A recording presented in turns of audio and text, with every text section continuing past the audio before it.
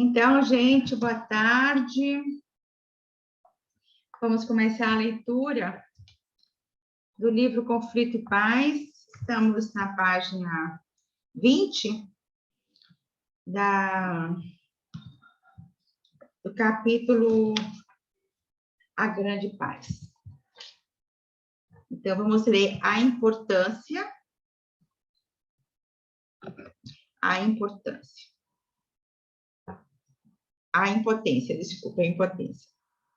Como se alcança, então, a paz entre os grupos em conflitos?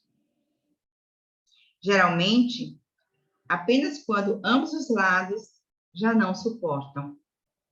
Quando esgotaram suas forças, com a condição de serem equiparados e perceberem que a continuação do conflito só lhe traz perdas.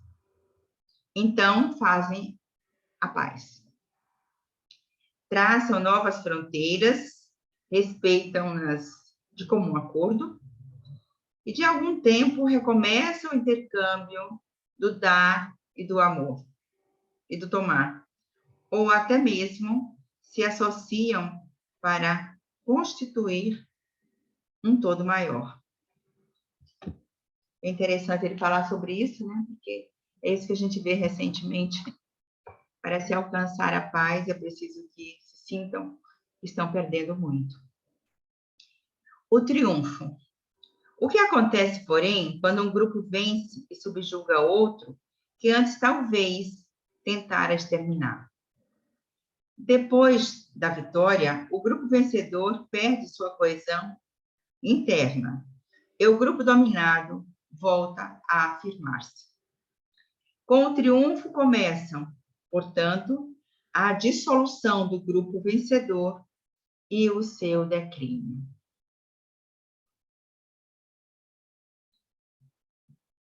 A compreensão.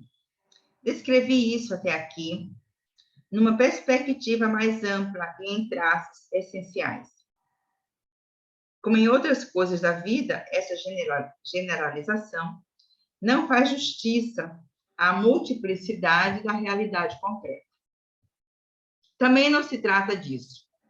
Vistas do exterior, a paz e a guerra, em sua alternância, em sua dependência, Ana, recíproca, aparecem, que lindeza, aparecem como um destino inelutável e continuarão a sê-lo enquanto as conexões mais profundas entre a guerra e a paz em nossa alma permanecerem inconscientes e, portanto, indisponíveis para compreensões essenciais. Dessas luzes, é que todo grande conflito termina em fracasso. Por que forçosamente fracassa? Porque nega o que é evidente e porque projeta no exterior o que só pode ser resolvido na própria alma. Acho uma boa frase para se grifar, né? Como isso não quero dizer que todos os conflitos podem ser resolvidos dessa maneira, ou que podemos viver sem eles. Os conflitos são parte integrante da evolução dos indivíduos e dos grupos. Entretanto, por meio das compreensões essenciais, elas podem ser resolvidas de outra maneira, com mais cuidado e com o reconhecimento das diferentes necessidades e dos limites impostos às soluções adotadas em comum. Pois, em última instância, toda paz existe alguma renúncia.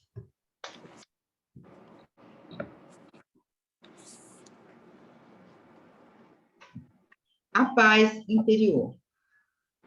O indivíduo sente permanentemente em si o conflito entre diferentes emoções, necessidades e funções. Embora importantes, elas só possam impor-se e alcançar suas metas na medida em que se respeitam e se compatibilizam entre si. Nesse processo, elas ganham algo mais. Também preciso renunciar a algo. Nesse processo, elas ganham algo, mas também preciso renunciar a algo pelo bem do todo maior. Quando elas estão balanceadas entre si, sentimos-nas bons e em paz.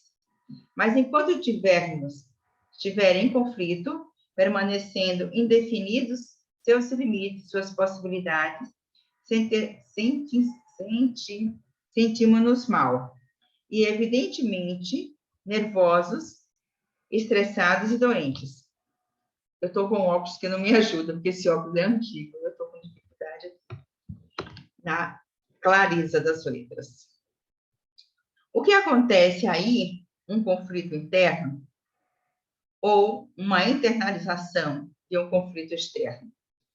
O que ocorre é a projeção externa de um conflito interno. Para esclarecer essa interação entre o exterior e o interior, retorna a imagem dos campos mentais. A paz, num campo mental, pressupõe que todos os que integram sejam igualmente reconhecidos como tais. Isso só acontece quando os bons, entre aspas, compreenderam a fundo o lado mau e perigoso da boa consciência. Só então pode ultrapassar suas fronteiras, enfrentando o sentimento de culpa e a má consciência. Só então podem conceder ao que rejeitaram, de um modo especial, às pessoas rejeitadas, um lugar com os mesmos direitos nesse campo. A percepção. No interior de um campo, é limitada a visão de seus integrantes. E os padrões se repetem, inclusive os padrões humanos de comportamento. Isso acontece, sobretudo, porque os rejeitados também rejeitam, com boa consciência, aqueles que os rejeitaram. O conflito entre os dois lados reduz-se um conflito entre duas consciências que se opõem.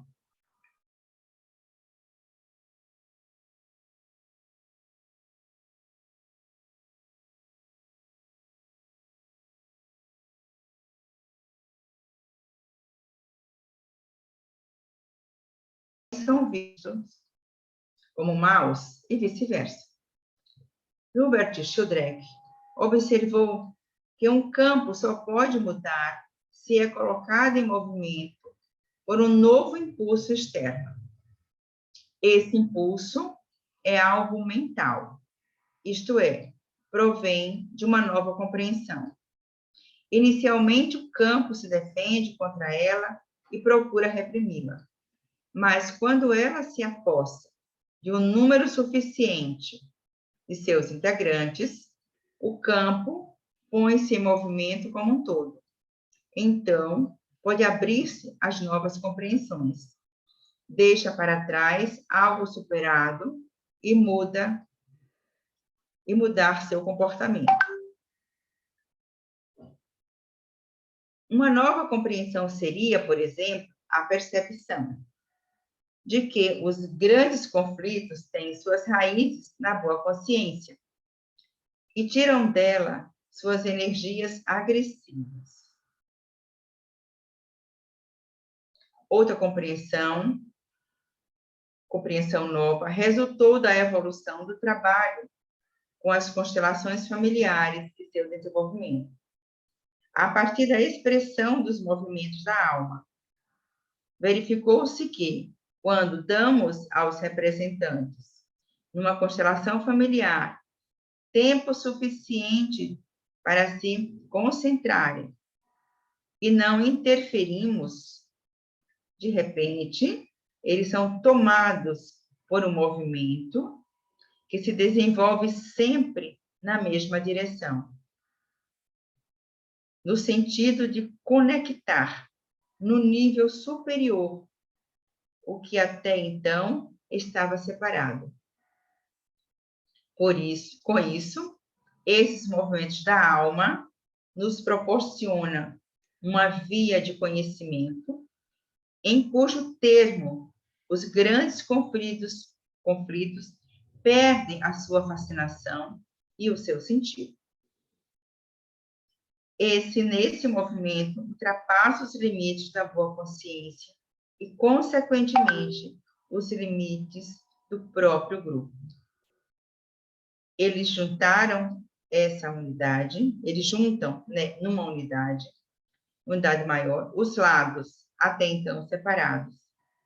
E isso os enriquece e faz progredir. Dá uma paradinha aqui, para que a gente possa fazer uma breve reflexão, para poder seguir.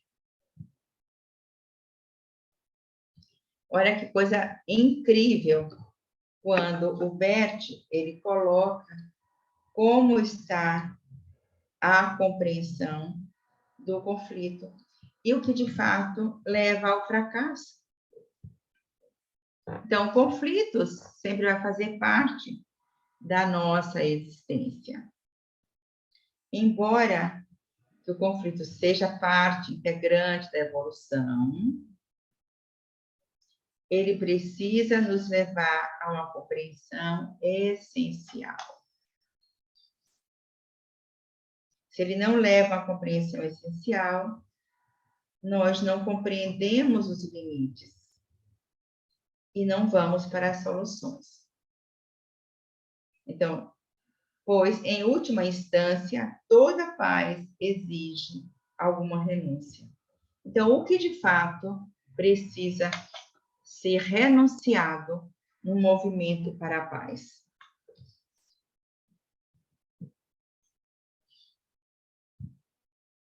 Então, ele fala anteriormente que para existir a paz, às vezes as pessoas só reconsideram quando as perdas são grandes, né? Então, muitos precisam morrer, alguém precisa adoecer bastante, para poder, então, entrar nesse outro movimento de percepção de que precisa mudar o seu contexto.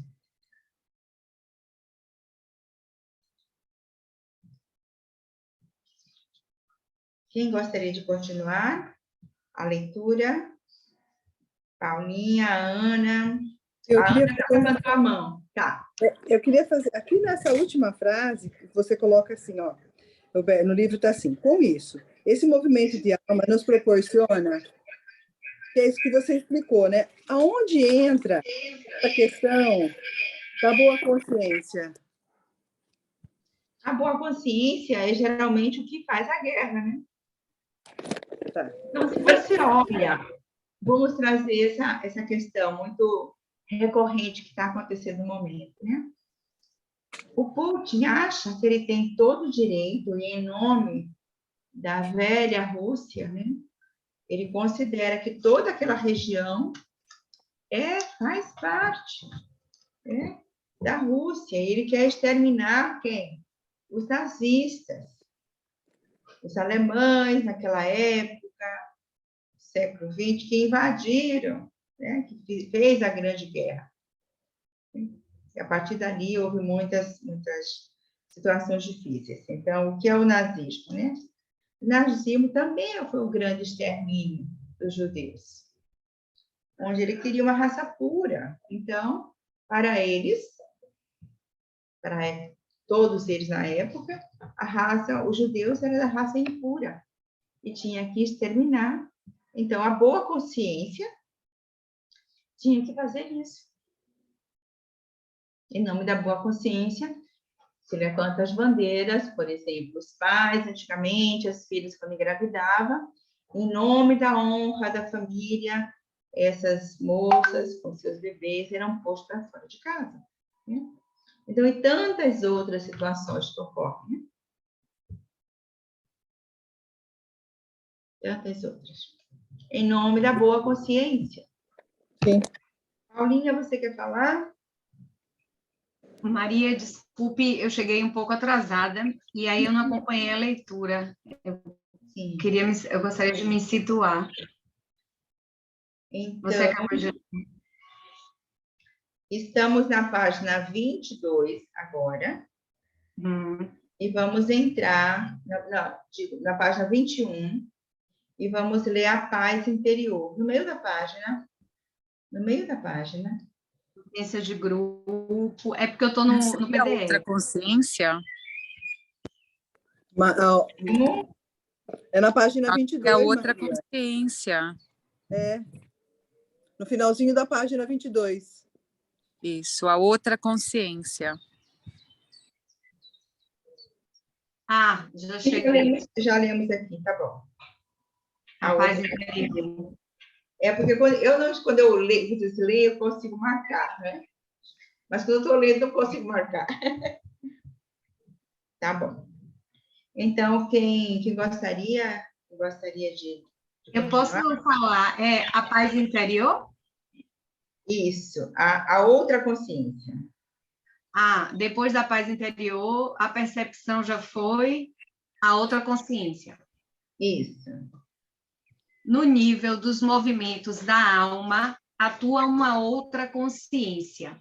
À semelhança de nossa consciência habitual, que percebemos em termos de culpa e inocência, essa outra consciência que nos faz transpor os limites de nosso grupo e sintonizar com algo maior, congregando numa unidade e num patamar superior, os lados opostos.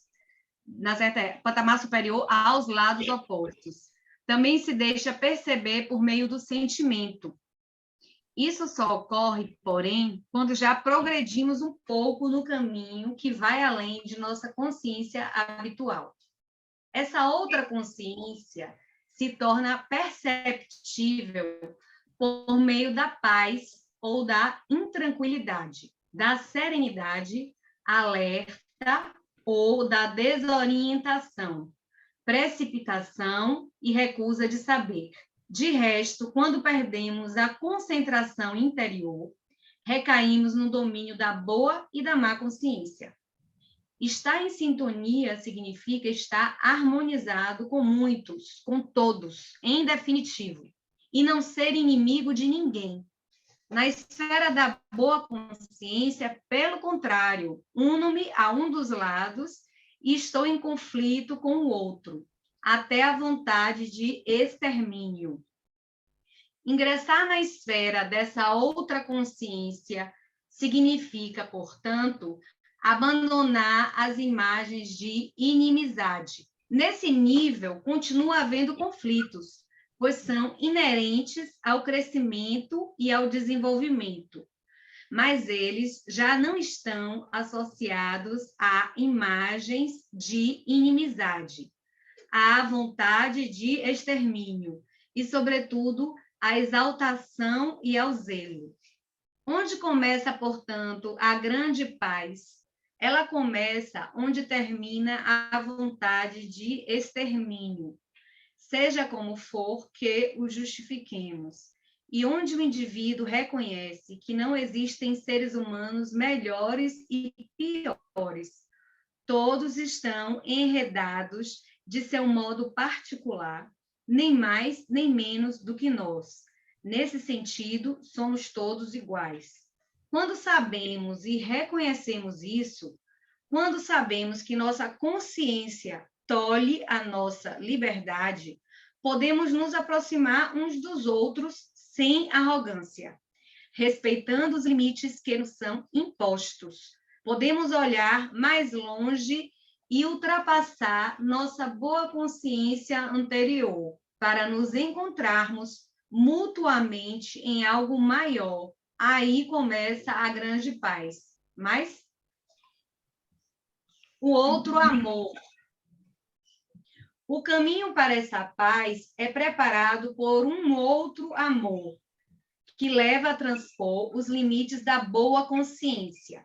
Jesus descreveu esse caminho quando disse: sede compassivos como o meu Pai no céu, que faz brilhar o sol sobre bons e maus, e faz chover sobre justos e injustos. Esse amor por todos, tais como são, é o outro amor, o grande amor que está além do bem e do mal, além dos grandes conflitos. Vamos dar uma paradinha Vínculos- aqui. Peraí, vamos dar uma Paradinha, paradinha aqui, Paulinho. Para depois entrar nos vínculos do destino. Então, olha que lindeza isso aqui, né? Porque a outra consciência é a consciência do espírito, é a consciência maior, é a consciência que todos estão submetidos. Então, essa consciência do espírito é a consciência do amor, que não rejeita nada nem ninguém. Então, quando ele fala, aonde fazemos, como conseguimos a grande paz? Ela termina quando a vontade de extermínio não existe. Não exista mais. Ela começa onde termina a vontade de extermínio. Ou seja, como ele percebeu que nós, seres humanos, nos relacionamos e quando não aceitamos, temos desejo de extermínio, que esse é o grande conflito que a gente vê nas constelações, que são as grandes exclusões, são aquilo que ficou, é aquilo que ficou esquecido, é aquilo que não é lembrado, é algo que ficou à parte, à margem. Então, tudo isso são as exclusões que às vezes a gente não considera, né? Como tudo que está fora do agrado, tudo aquilo que é diferente, que é criticado. Então, geralmente, isso aí é excluído. Então, e a exclusão é sentido na alma. Você pode não sentir ou não escutar a palavra, mas você vai saber a nível da alma quando você não está sendo bem aceito. Você está sendo excluído. Então, toda a alma sofre, não só a sua, mas ao grupo que você pertence. Porque quando a gente fala, né? Quando a gente se humanizar completamente, quando ninguém se for o nosso inimigo, então a alma estará em paz. Como é que se fica em sintonia? Em sintonia com todos, quando harmonizamos com todos. Então, abandonar a imagem de inimizade. Então, enquanto tivemos algo, há expectativas. Por que a expectativa é tão ruim, né? Porque a expectativa nos faz sofrer tanto? Faz sofrer porque quando a gente pensa e olha para o outro, a gente coloca o outro que é colocado em uma caixinha. E essa caixa, a gente quer que seja a nossa caixa. Não na caixa que o outro pode ser, né? Pode estar. E essa caixa é a caixa do limite, né? Das grandes limitações. Se você não funcionar como eu espero, então você não vai.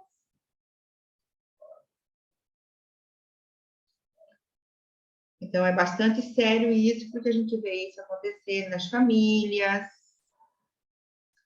nos ambientes de trabalho, na própria sociedade, como olhamos para o outro e quando afastamos o outro de nós pela nossa boa consciência.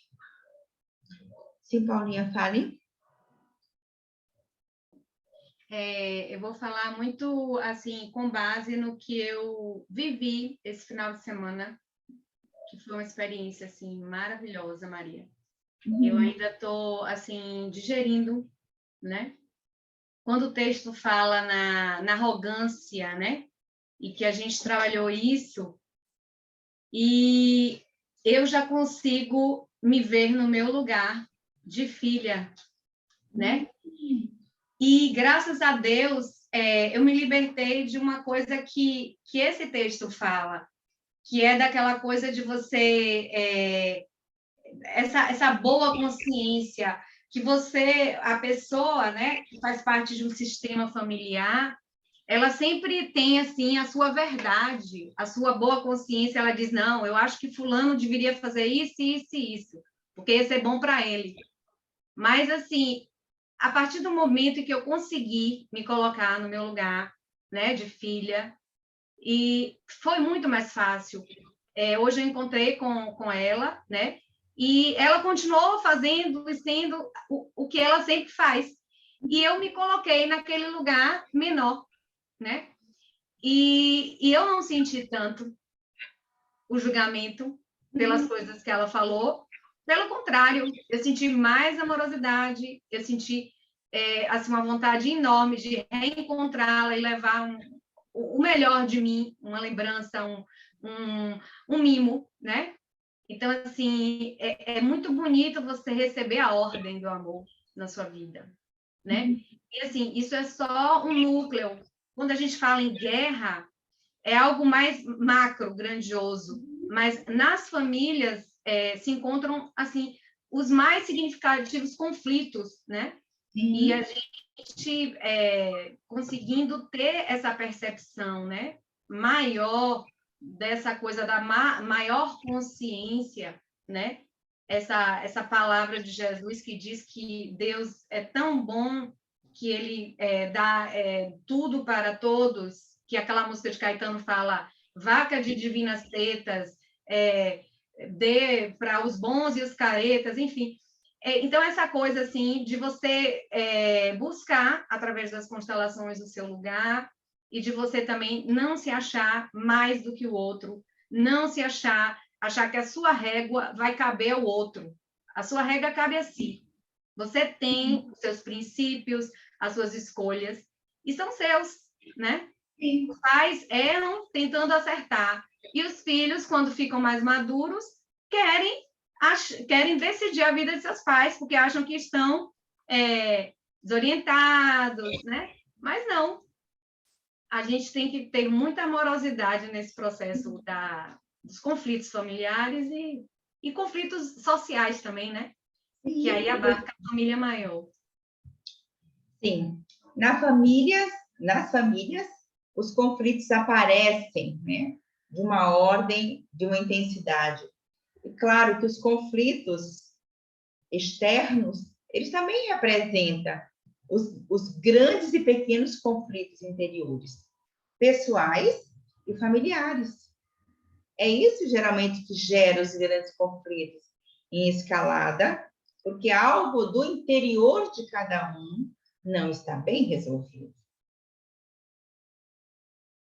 E muitas vezes esse conflito ele perpassa para um ambiente maior de sociedade, porque a gente perde a grande conexão. Então, quando ele coloca isso, né? Deus faz para os bons e para os maus, para os justos e injustos, ele está englobando todos. E se a gente não faz um movimento para o coletivo, se é um movimento só do particular, fica muito difícil você atingir as grandes proporções. Né? Quando eu hoje eu me vejo numa posição menor, e aí você pode reconhecer que o outro tem uma posição maior, que você estabelece uma coisa dentro da hierarquia, uma ordem dentro da hierarquia, o que acontece? Faz. O que você faz acontecer é você incluir que o outro também pertence, que o outro também tem o direito, e o outro, por ser maior, por vir primeiro, ele tem as primazias, né? De que veio primeiro, aprendeu mais, viveu mais, também sofreu mais. E simplesmente pelo fato de ter vindo primeiro. Tem a precedência. Né? Tem a precedência. Então, quando você fala dessa forma, me lembra uma palavra que chama generosidade. Né? A generosidade é uma qualidade do espírito. quando estamos predispostos a incluir o outro, nós também somos generosos com nós mesmos. Porque eu dou um passo, eu me abro para receber o outro, mas, no fundo, quem mais ganha? É quem se abre para receber. Então, enquanto fechar-se para o outro, para a condição do outro, existe arrogância. E como existe a arrogância, achar e julgar que você decide a vida do outro. E quando um filho se torna maior do que os pais, está fazendo uma subversão da ordem. E isso tem um alto preço, um custo muito alto. Então, alguma pergunta mais? Então, vamos dar continuidade aqui no vínculo do destino. Muito linda essa parte aqui também. Continua, né? Sim. Vínculos do destino. Observação preliminar. Quando algo especial se manifestava em meus cursos de constelações familiares, os participantes esperavam de mim, muitas vezes, esclarecimentos sobre as compreensões que causaram essa manifestação e as que dela resultaram. Assim, surgiram reflexões intercaladas sobre temas diversos. Neste capítulo, reproduzo algumas que versaram sobre o tema do destino, ampliando-as com alguns exemplos. Essas reflexões atuavam como pausas de descanso, quando retomávamos fôlego após uma constelação e recobrávamos forças para o trabalho seguinte. Nelas ressoa a vibração do que as precedeu e se pronuncia o próximo desafio. Essas reflexões não foram programadas, elas resultaram espontaneamente das experiências vividas. Por isso são fluidas, envolvem ocasiões, repetições e permanecem incompletas. Não, porém, particularmente condensadas, ou são, porém, particularmente condensadas, e muitos pontos são apenas aludidos. Elas giram em torno do tema deste livro, descrevendo círculos maiores ou menores. Mas a cada volta vibra nelas algo novo e toca a alma de uma outra maneira. O outro destino. Cada pessoa com quem nos relacionamos mais de perto torna-se destino para nós. E nós nos tornamos destinos para ela. Ninguém pode escapar disso, nem o outro, nem eu. Como estamos envolvidos em inúmeras relações, movemos-nos forçosamente numa rede de destinos pessoais. Às vezes, quando alguém procura evadir-se de seu destino ou de sua culpa, alguém o assume para si, envolvendo-se no destino alheio, como se fosse o seu. Quando um desses envolvimentos se manifesta, por exemplo, numa constelação familiar, podemos nos desprender até um certo ponto e vivenciamos isso como uma liberação. Tais envolvimentos são inevitáveis. Alguns permanecem presos neles na maior parte de sua vida. Todos permanecemos, de algum modo, cativos desses envolvimentos, alguns, porém, de um modo especialmente trágico. A pergunta é a seguinte: esses envolvimentos são maus? Quem nos garante o direito de nos livrarmos deles? E o que faremos quando isso acontecer? Seremos realmente mais livres? Ou talvez nos enredaremos imediatamente em alguma outra coisa? Se intimamente aceitarmos esses envolvimentos, tais como são, e nos entregarmos a eles, na medida em que são dirigidos por poderes maiores, permaneceremos livres neles. Destino é aquilo que nos mantém presos, sem que saibamos por quê.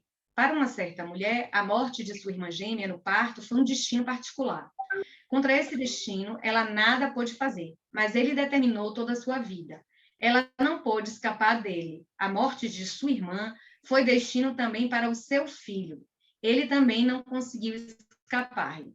Numa constelação familiar, podemos ocasionalmente ver como o destino atua. Quando um destino vem à luz, podemos nos reconciliar com ele. Então, muitas vezes, ele se ele se toma amigável, embora nem sempre fique mais leve. Mas quem assume o seu destino e se confia a ele, mesmo quando é pesado, ganha uma força que os outros não possuem. Esclareço isso com um exemplo. Exemplo mãe e filho, de um curso do México em 2003. Um rapaz de 14 anos não queria continuar na escola.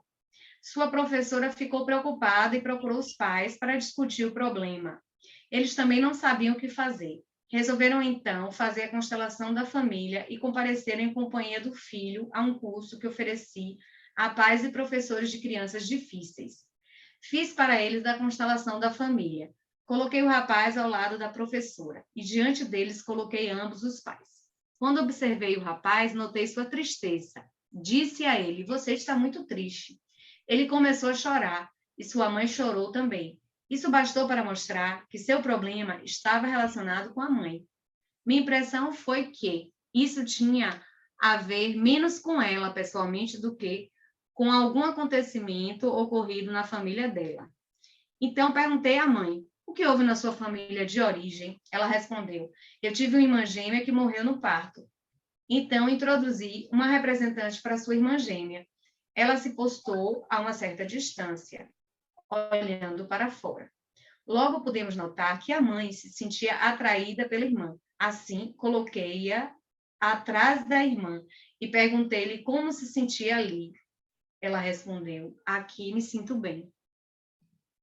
Esse movimento deixou claro que a mãe queria seguir sua irmã na morte. A seguir, tomei a colocar a mãe ao lado de seu marido e em lugar dela atrás da sua irmã gêmea. Coloquei o filho. Quando perguntei a ele como se sentia, respondeu: "Aqui me sinto bem." Esse segundo movimento mostrou que ele queria seguir a irmã gêmea e estava disposto a segui-la no lugar de sua mãe. Não admira que estivesse triste e sem vontade de aprender. A solução? Continua, Acho que não, vamos ficar aqui. É forte. Então, nesse final de semana, nós vimos muitas dinâmicas ocultas que revelavam exatamente os movimentos da alma. Então, nesse exemplo aqui, ele também traz esse movimento da alma. Quando a mãe quer seguir a irmã que faleceu, a irmã gêmea, elas conviveram ali dentro do mesmo útero. E essa irmã gêmea tem algo da sensibilidade da presença e da significância de conviverem juntos. Segundo os japoneses, eles dizem o seguinte, né, que a educação e as grandes memórias vai estar na época intrauterina, que representa 90%. O restante é depois. Então, e aí o Beck traz que essa irmã faleceu no parto. Então, ela ficou sem a irmã. Mas ela vê também que o filho estava seguindo o mesmo destino. Percebe agora o que significa vínculo de destino? Isso são chamados envolvimentos sistêmicos. Às vezes não sabemos de onde vem. Só sabemos que está ali presente. Então, e esses envolvimentos sistêmicos, ele por vezes se repetem. Mas somente quando a gente olha para esses movimentos, é que nós vivenciamos uma liberação. Então, quando você traz esse exemplo agora, quando eu olho agora para minha mãe, eu tenho toda uma compaixão, eu vejo um lugar grande, então você está experimentando uma liberação. de todo um peso que você levou por muitos anos. E quando fazemos isso, então entramos numa intimidade com a gente mesmo, uma intimidade com a maturidade. Porque destino é aquilo que nos mantém presos, sem que saibamos por quê.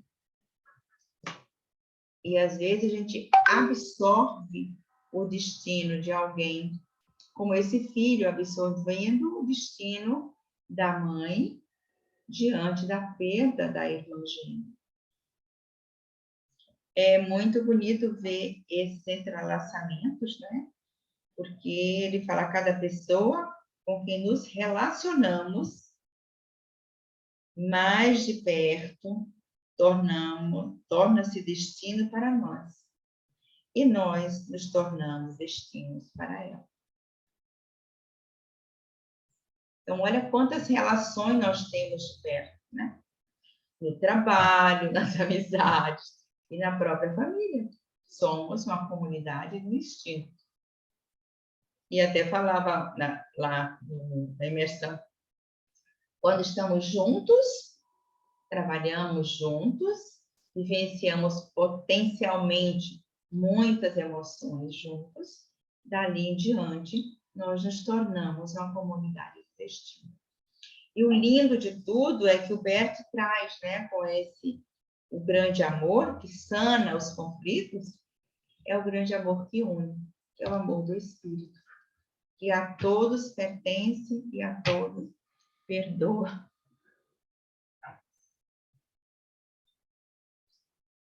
Maria, só para fechar assim, me lembrei de uma música de Caetano, que ele fala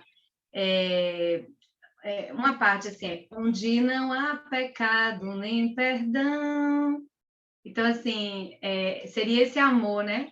Em que todos são um e que todos são filhos de Deus mesmo, na expressão mais pura da palavra, né? Todos estão salvos no amor universal, nesse grande amor, nessa outra consciência, né? Sim.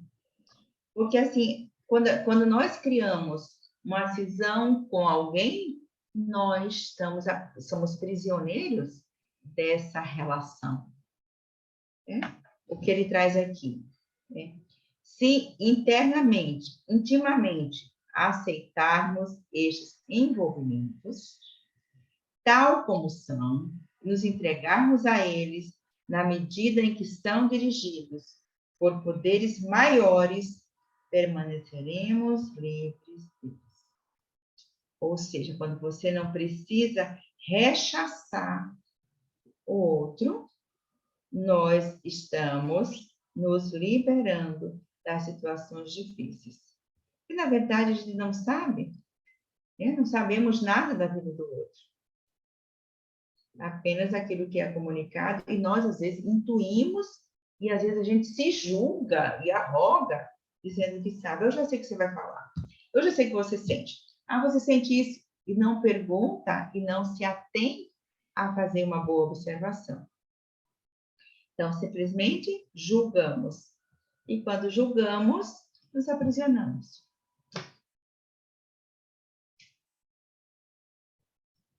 Então, podemos ficar por aqui e até a próxima semana. E continuaremos os vínculos de destino. E essa parte é muito interessante, importante, para que a gente possa entender como a gente precisa estar mais disponível internamente para o amor do Espírito. Gente, brigadão. Obrigada, Maria, pelos aprendizados. Muito obrigada a todas. Obrigada, gente. Um abração. Ótima semana, viu? Próxima semana. Tá. Grande beijo. Tchau, Maria. Tchau, meu bem. Beijinhos.